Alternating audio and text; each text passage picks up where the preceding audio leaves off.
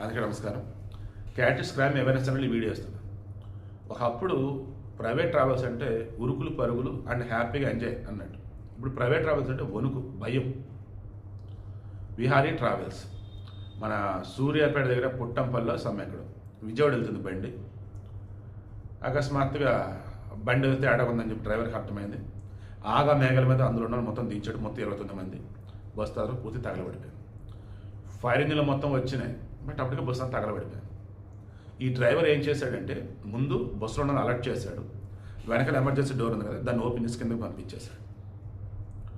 పెను ప్రమాదం తప్పింది. మన కర్నూలు ఘటనలో నేను మరలా చెప్తాను, కర్నూలు ఘటన మొత్తం క్రాస్ చెక్ చేస్తాను. డ్రైవర్ లక్ష్యం ఇదే తప్పు. సరే, ఆ శివశంకర్ పిల్లడికి చావు రాసి పెట్టింది వచ్చాడు, ఆ ఎర్రిస్వామి శివశంకర్ తాగారు వెళ్ళారు, ఇంకా వదిలేద్దాం.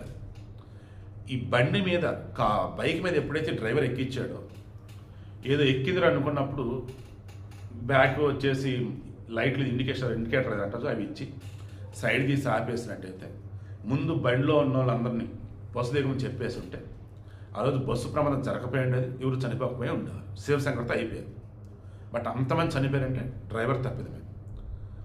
తర్వాత యజమాని కూడా అరెస్ట్ చేస్తున్నారు, ఎందుకంటే బస్సులో వచ్చేసి సిట్టింగ్ అనుమతిస్తే స్లీపర్గా చేశాడు.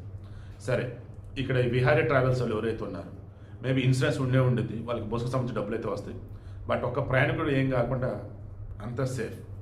మేబీ పాపం లగేజ్ మరి ఏమన్నా తీసుకున్నారో తీసుకోలేదో తెలియదు, కానీ ప్రయాణికులు అయితే మొత్తం సేఫ్.